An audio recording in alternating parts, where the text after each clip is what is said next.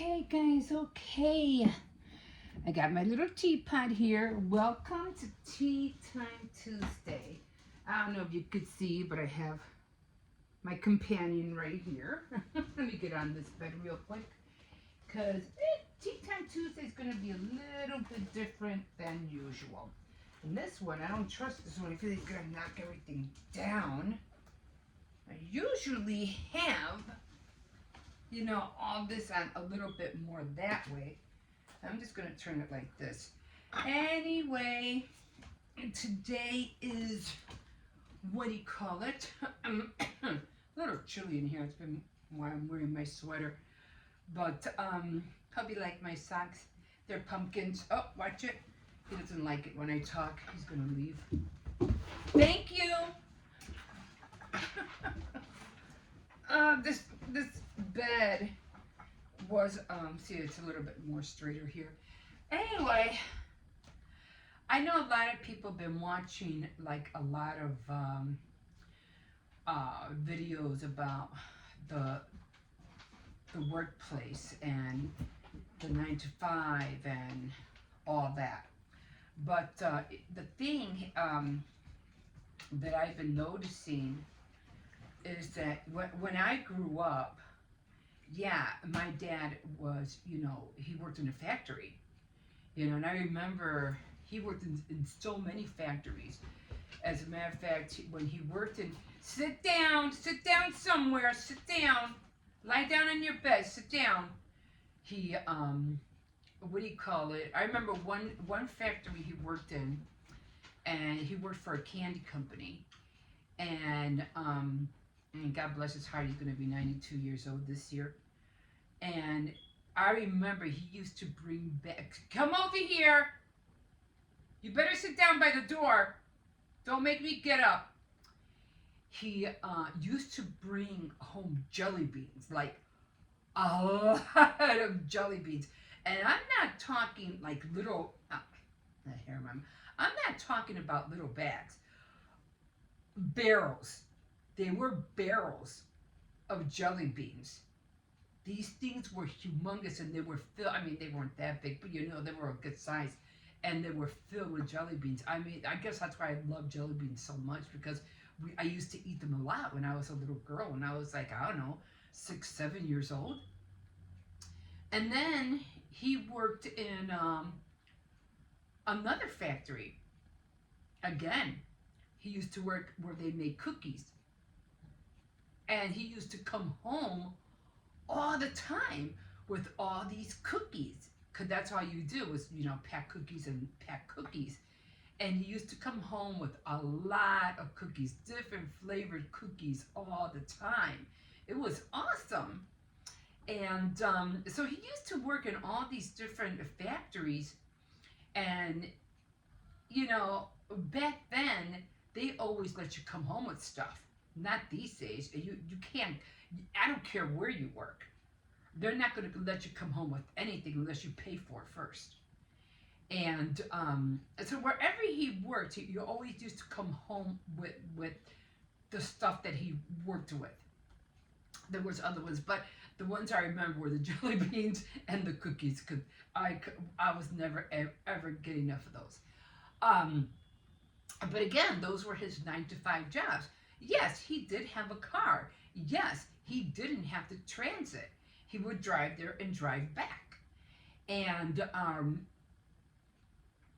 as the years went on, we grew older, and we ended up, moving, getting older, and living on our own. And even though now, of course, he's been retired for years, and we did the same thing. My sisters, they went to school, they graduated, everything was fine. Every year, as we grew up, we always had a roof over our heads, food on the table. We weren't poor, but we weren't we weren't living below our means. I mean, we had, my mom made sure that we were all well taken care of, and going to school, graduating, and graduating dresses and when, graduations and all that. And but as we grew older, you know, especially my sisters, because of course, they went to work before I did. I was spoiled. I was one of the spoiled ones. I didn't have to work until I was like, I don't know, in my 20s when I finally went to work. Um, my sisters, because times were hard, and my mom, um, has 7 kids. My sisters were the ones who had to go to work first, and my brothers not as much, but my sisters did. Um, and every time they would go to work, they would start early, like at around 14. They would even lie on their applications. Back then you did do it. You did lie. If you weren't 18, you said, "Oh yeah, I'm 18," but you really weren't. You were 14. And I know many of us, or many of you guys, been there. And you got the job, and you worked, and you didn't only like get money just to pay for yourself, or just that you lived at home. So whatever check you got, it went straight into the family. You'd be lucky if you saw $20 from your paycheck, but or 10 for that matter. So everything always went to the family. So yeah, my sisters worked, and of course they worked a 9 to 5, you know. And one of my sisters did end up working in a factory. My other sister, because she was a little bit more, uh, she did finish high school and everything like that. I think my other sister did too, but she ended up landing a job in a factory. My other sister ended up landing a job downtown, Chicago downtown. Um, so she was making good money, and again, whatever money she made always went into the family. And so she moved down and she started living on her own. And again, she worked a 9 to 5. Yes, she did have to, go on the bus and travel and take the CTA. But back then, it wasn't as hard because everything came on time. Everything was pretty much on time. You didn't have a lot of waiting time. Back then, the buses were always on time. They were always had you'd go, and I don't whether she took the train or not. I don't remember, but anyway, we all went through that. We all went through the 9 to 5, but the American dream that everybody is like talking about, or there isn't.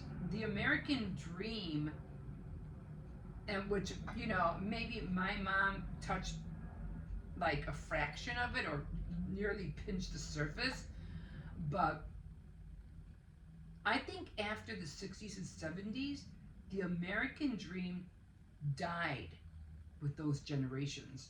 They died. And the American dream was, back then, although my dad he did get his own house. He ended up getting a building. So he did do it. He did live the American dream.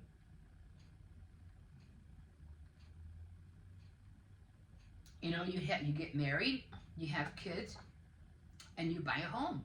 He did it. He had us. Unfortunately, we weren't able to do the American dream because of the 60s and 70s and so forth. We didn't make it. None of us have. Well, I have a sister. She does own her own home. I have a younger sister, and she does own her own home, but she lives in Kentucky. I don't own my own home yet. I don't know if I ever will at this point, to be honest.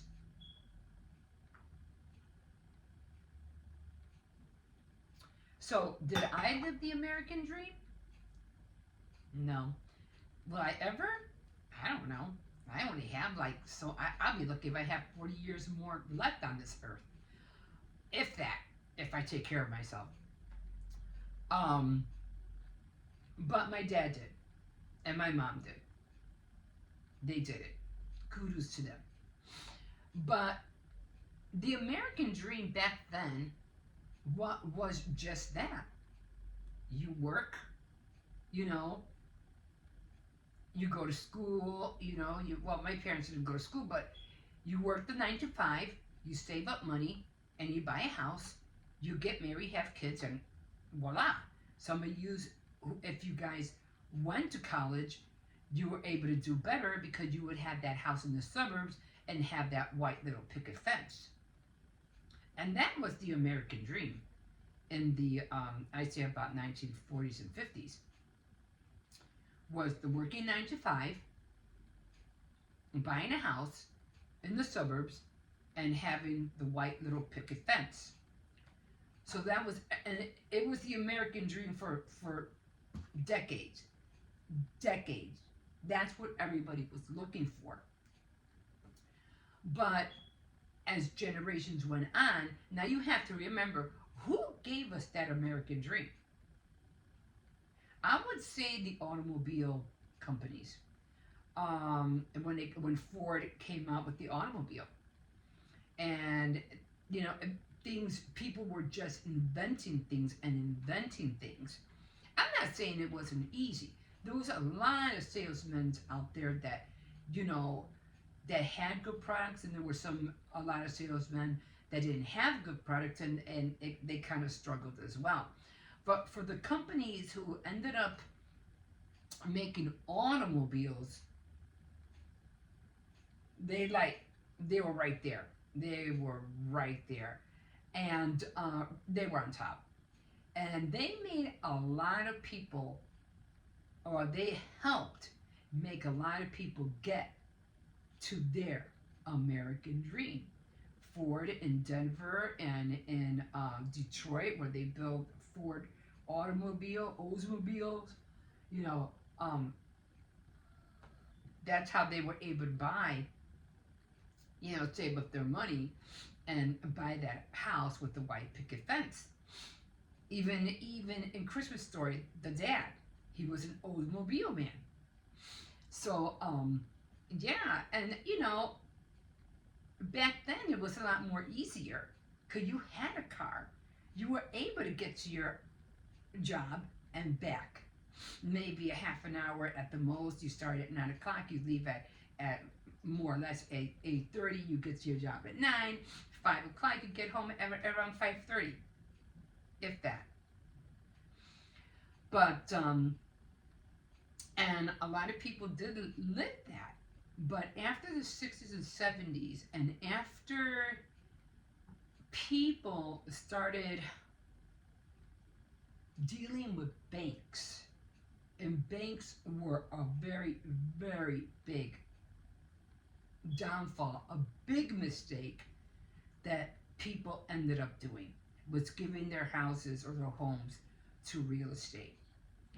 And then people were taking advantage of that, and then they were buying property that they didn't even need, closing down factories, putting a lot of people out of work just because they could, just to make a profit. And a lot of companies went down for that. Monopoly. Let's just call it, that's what it was. It was monopoly. A lot of people lost shares, and investors lost a lot of money.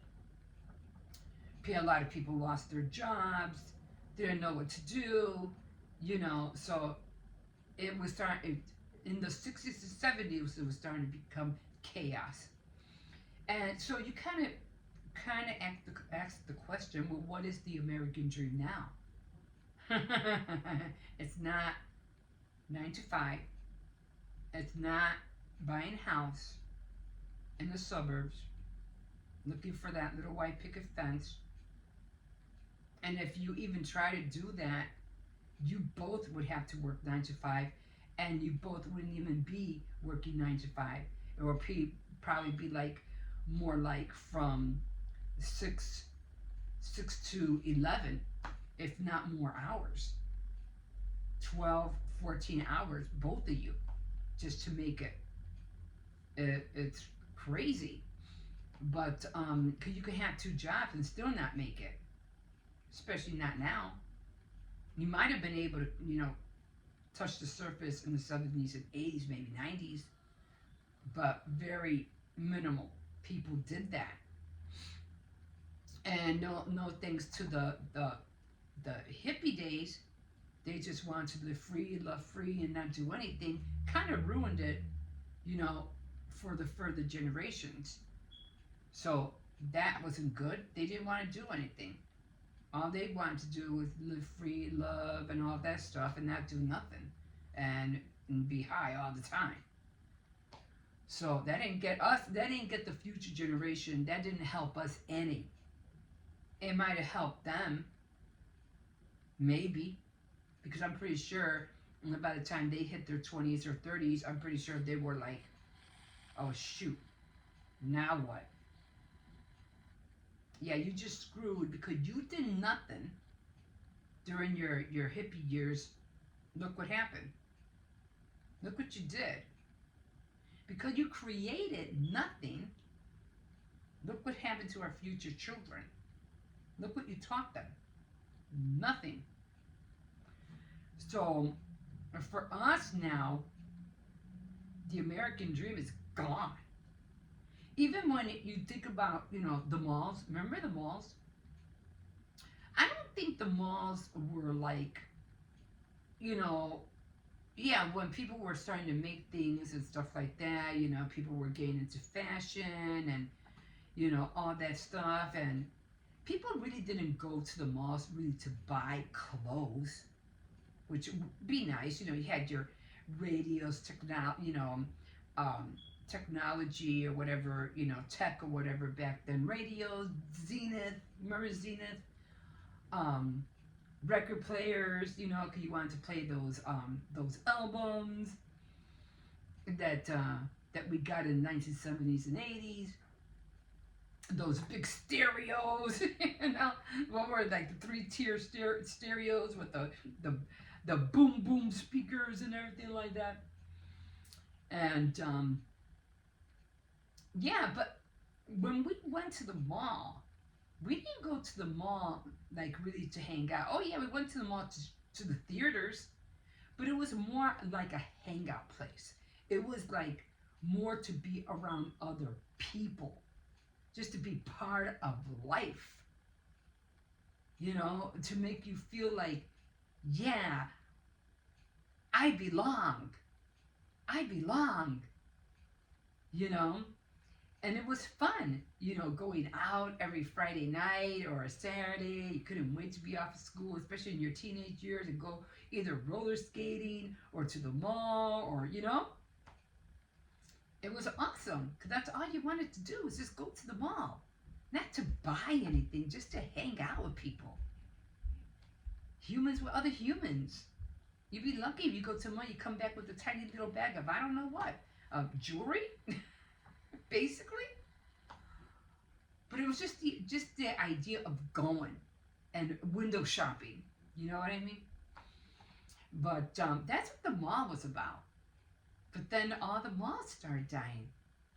And now we have with Amazon and all these things, eBay and all these different ways of shopping.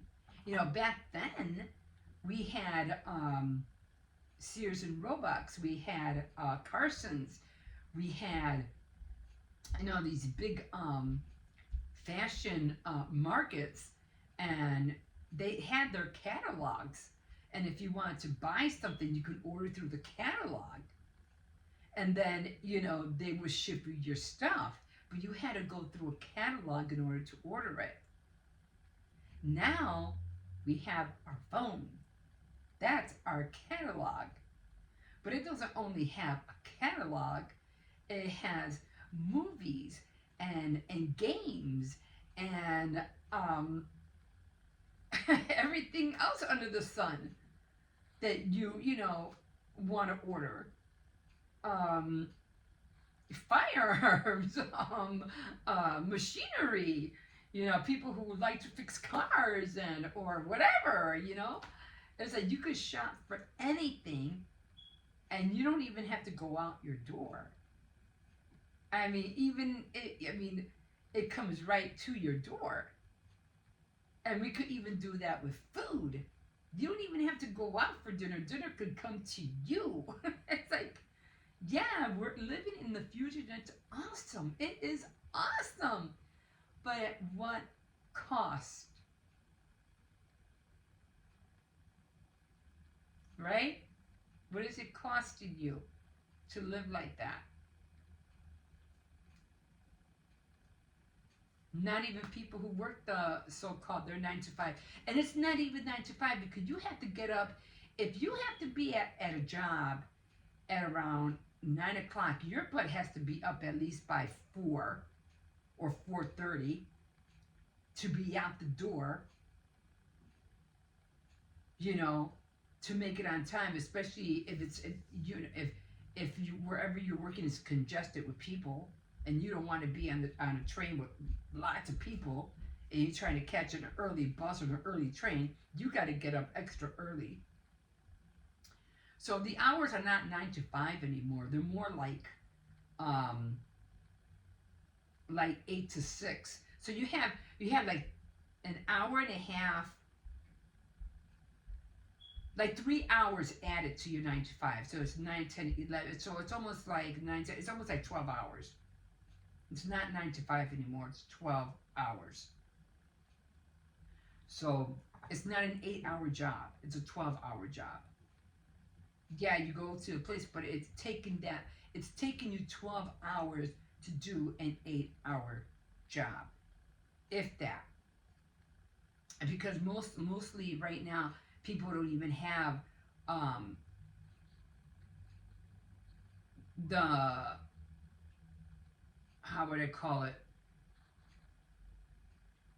the rights, not the rights, but being able to have that 8 hours. They're working part-time now. They'll be lucky if they can work, even 16 or 24 hours.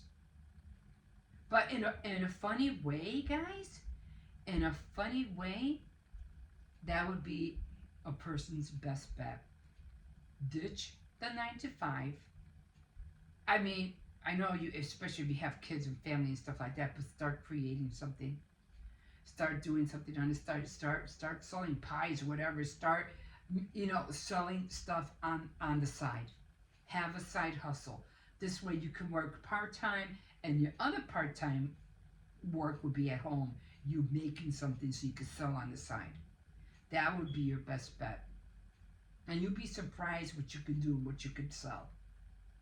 And stay away from platforms. Get a web. You're better off just getting a website and and selling yourself and selling your goods. Don't, just be careful. Don't try to stay away from platforms. Um,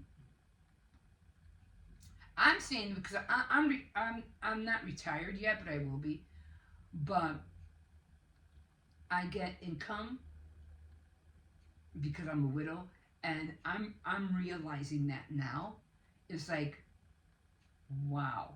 If what I'm saying, if I would have told myself, the younger 18, 19, or 20-year-old back then, what I know now, I think I'd be in a much more better place. And a much more. Would I do it over again? I don't know, because I can't say that I wouldn't, because I wouldn't have the family that I have now if my whole life would have been, if my life would have been different. So I can't say, well, would do it all again? I don't know. I don't know. I wouldn't have the family I have now. So that's kind of like a weird kind of question to ask. But we're dealt with our cards, and we have to play them to the best of our ability, even if we learn it late. Because you're not learning it late. Someone's telling you now what to do. Take this information and get on board with it. I remember in Flashdance when the girl who was trying to become a ballet dancer, and she was visiting this elderly lady, and she was always going for her for advice. And she was telling the girl who was trying to be a ballet dancer, do it now. You're young. Do it now. And it's the same thing. And half the time, people are just going around. Like I told my son the other day, people are going around acting like they're. Hi, I got hair in my name when I dusted the cover. Like they're living in the Garden of Eden. This is not the Garden of Eden, people. It's far from the Garden of Eden. We have to sweat and toil for what we want. The Garden of Eden was gone when Adam and Eve got in trouble. That was out the window. Free love, being, not have to worry about what you're wearing or something. No, that never happened for us. So we don't live in that. So don't even think that you do. We have to sweat and toil. And if you want to eat, you got to work. You want to pay the bills, you got to work. It's right there in Genesis if you want to read it. But yeah, that American dream, the new American dream that I could see is not getting a house and owning a little white picket fence, which you could try. I'm not saying it's not possible. Anything's possible. But the American dream is what now? Everybody becoming a YouTube creator. That's the American dream. Making money from being an entrepreneur. Yeah, you're selling your goods on Shopify, whatever, Etsy, whatever, but you're also using YouTube to help you. And you being a content creator is now the American dream. Because who doesn't want to get a piece of that pie? You tell me, who doesn't? Me, I do my own creations. I'm not selling anything yet because I feel like I really don't have to. I don't feel like I'm at the point where I can sell anything yet because I'm still in the process of creating. Like because I made a lot of Halloween stuff this year. And I look at the stuff and I make, I made that. Oh, I made that. Oh, you know what? I made that too. I didn't buy it. I made it. So I'm not proud of myself that I made. Did I make a mask? No, I just made it to see if I can do it and to cultivate my creation because I like to create. I like to see if I can copy somebody who did something and see if it will come out the same way, which it usually doesn't. And I said, well, kind of looks like it. But, they've probably been doing it for years. I'm just now doing it. Do I ever feel I'll be perfect at it? I don't know. Maybe. I'm pretty good at jewelry. I think I only sold like maybe 2 pairs of earrings in my whole lifetime. I did sell a cake. I ended up selling a nice chocolate cake to my husband's co-worker, and she paid me $35 for it. And they really enjoyed the cake. So I could say I did sell something. not as late, but I did sell something. But but people who've been selling things, like I said, or have their small business, they did it through sweat and tears. I'm sure they asked their family to help out, to invest and everything, and I'm almost sure that they were almost close at shutting down, but they didn't give up, and it took years. It didn't happen overnight to become successful, but they did it. But it took sweat and tears and years to get there. I hear a lot of, people who do their jobs at entrepreneurs or whatever, or a lot of paper stuff actually. And I started in 2015. Oh, I started in 2016. Oh, I was always into paper stuff when I was a little kid. I was always into drawing, or I was in school drawing. It took years. It didn't happen overnight. But they just kept at it and kept at it, and it finally came, full circle. And now they're not only selling their goods, but they're making more money on YouTube because the YouTube is showing other people, what they created. And people like to see that. People like to see what other people are doing. I noticed that too. I get caught up sometimes, and I'll be, another cleaning video, another cooking video, another person telling another person how to live or how to get out of debt, or, next, next, next. I mean, I hate it when they say, "Oh, I quit YouTube." Oh, why I quit YouTube? And yet they're on YouTube making a video. I'm like, I thought you just said you quit YouTube. Why are you on here? Oh my God! Like, okay, whatever. And I'm like, okay, let me see what you got. What do you got to say? Why did you quit YouTube? And why are you still doing a video? You so-called quit. What's going on here? I gotta hear it. I gotta hear it. And so they explain now. It's like some of it might be logical. Other stuff is like, you didn't quit anything. Don't lie. You didn't quit nothing. But yeah, I listen to everybody's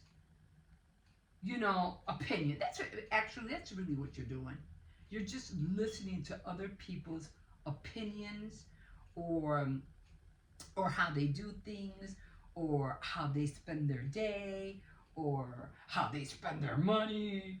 Because some of them lavishly spend whatever they're getting, and people get on them because it's like, oh, you could be helping other people, you could be helping the third world country, or oh, that's that money you're getting, and all you're doing is throwing it out the window, and that it could go on and on and on.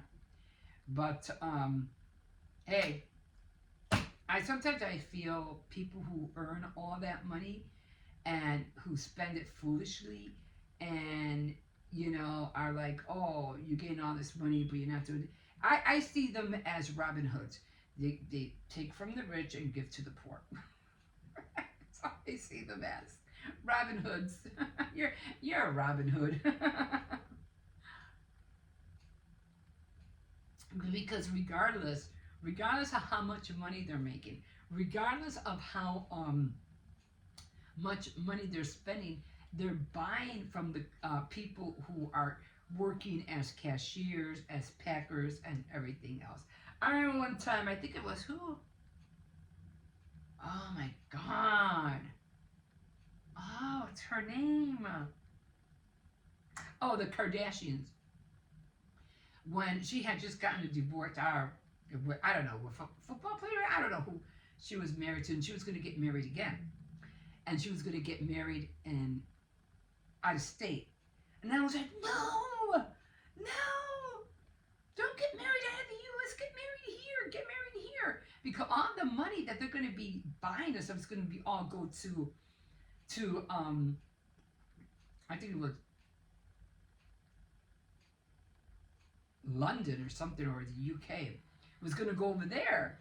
I go, no, you gotta get married here. No, don't go anywhere else. Why? Because all the funds were going to go there, and it wasn't going to be spent here. So I always saw it that way. I go, no. Get married in the U.S. Because all the bridal and stuff and all the luxuries that they're going to be spending money on would be towards the U.S. I have coconut in my mouth. Anyway, but that's how I see it. But yeah, to me, that's the American dream now. The American dream, I would, like I said, I would do part-time, especially if you're single. I would partner up with somebody, like,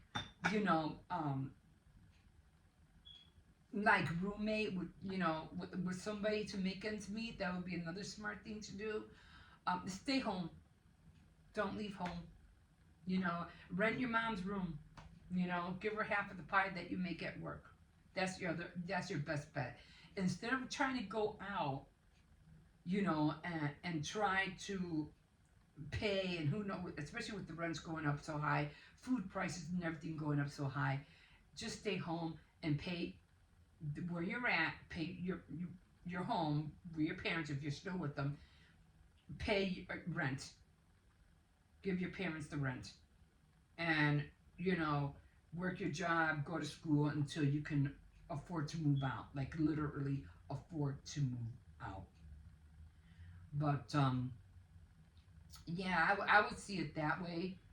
You know, do as much as you can, work as much as you can, but definitely get a side hustle. Definitely do something on the side. Create something, sell something, you know, jump on the bandwagon like everybody else on YouTube, show what you're creating, and all that. Because we're at a point where we just have to adapt to what everybody else is doing. And that's all we can do. So, like I said, that American dream that once was is just that. It was that American dream. We have to reinvent another American dream. So everybody could look forward to say, oh, okay, that's what I want to do now. That's what I look forward to. That's what I want to do when I retire. We have to come up with another American dream. Because that buying that house, I'm working 9 to 5, that little white picket fence, that ain't it no more. That's gone. That's gone. Unless somebody invents a flying car, or something, then we all could travel and and have a highway in the sky, just like in Back to the Future. Maybe that. If somebody could invent that. Which I don't know how that would happen, because we would have to have some kind of traffic lights up there in the sky somehow. There'd be a lot of crashes. Oh my God. But again, somebody has to invent something major, something big for us to look forward to. So stop your crying, work your hours, whether it's 8 or 12, come home, stay away from the TV, start writing, start creating, start gluing paper together, start playing with wire, do something. Don't sit home, come home and watch reruns and reruns and eat and eat and be a couch potato when you come home. No, you need another job. Your other job is think of something new to create, build something. When you come home, you're not done. You still got to work. That's how I see it. And know you're tired, and know you had a long day. Sit down, write down something that you want to do, and start working on it. That's your new job when you come home. That's your other job. If it's just for half an hour or an hour. And get that sleep. Go to sleep early. Wake up early. Don't miss that train. Don't miss that bus. And keep doing until whatever you're envisioning in your head, or whatever it is that you want to come true, will come into its fruition. And you got to believe that it's going to happen. Well, anyway, that's all. I need to come on here and say a little something, because everybody is going nuts out there, and we're very creative people. As long as we are still breathing, as long as we're still living, we still have a shot of reinventing a lot of things. So don't give up, guys. Don't give up. I know it's hard. I know it's rough, and I know there's a lot of, parents and don't know how to get by, and don't give up. Just be grateful, thankful for what you have, and do all you can to make tomorrow better for yourself, for your family. For it's hard when it comes to coworkers and friends because they're going through the same thing you are. Maybe they're not letting you know about it, but if not, maybe they're even going through worse things than you are. Be a friend. Don't look for friends. Just be a friend. Be a listening ear. Be a shoulder to cry on. And always be grateful that you're not having it as hard as they are. Always be grateful and pray that everything goes well for them as well. There's always, as long as you wake up the next morning, you got another chance to make things right, make things better. Okay, I'm going to leave you guys with that because I could keep talking and talking and talking. And I know everybody's trying, everybody has their opinion. Everybody's telling, everybody else how to live, how to do this, how to do that. But unless you're in it and unless you're doing it, they're not going to really know what the struggle is unless you went through it. So, I've been there. We weren't poor, but we weren't rich neither. We were always on that borderline of just getting by. But we always had clothes on our back, food on the table, and roof over our heads. And I will always be grateful for my parents for that. And I try to do that for my own children as well. Right now, my kids are doing great. They all have good jobs, and they're all, they go through their struggles. I'm not saying it's perfect. They're going through their hard times too, but they're not in the street. They're not struggling in the street. They're making a go at it. And that's all I can hope and pray for, that they make a go at it. Okay, guys. I guess I can keep going. Anyway, I hope you like my socks. They're little Halloween socks. They're little pumpkins. And I was like, wait a minute. I got to put some socks on. I have no socks. Because I didn't want to be on here barefooted. And I said, well, let me see if I have in my stash some Halloween socks. And I did. But, yeah. So, I'm going to leave you with that. I'm going to put this away before the dog jumps over here and knocks everything down again. Yeah, I'm still wearing this. But, unfortunately, I still can't find, I don't know what happened. Excuse me. I still can't find my gnome. I'm giving up. And I still can't find my little hat, my salt and shaker little hats. My Halloween hats. Don't know what happened to those neither. And I couldn't find my web. And what really got me mad was that I have green webbing. And I went underneath my bed trying to look for that white web. I couldn't find it. I was like, you should have just kept the green one out. Why didn't you take the green one out? And I was like, but there's nothing green here. And I was like, well, maybe that would have made everything pop a little bit with the green. And I was like, oh. Now I got to dig back down there again and find and get the green webbing out. Because I don't know what happened to the white one. But, oh well, it is what it is.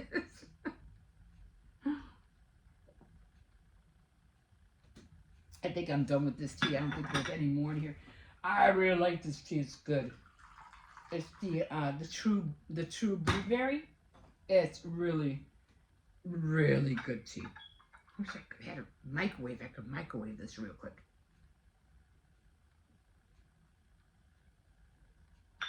Good tea. I love it. I love it. Okay, good. I'm going to leave you guys here. And we will, thank you for joining me here today on Tea Time Tuesday.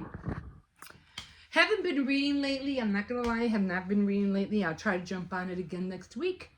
And, or I'll try to read more during the week and, yeah, get back on track with everything.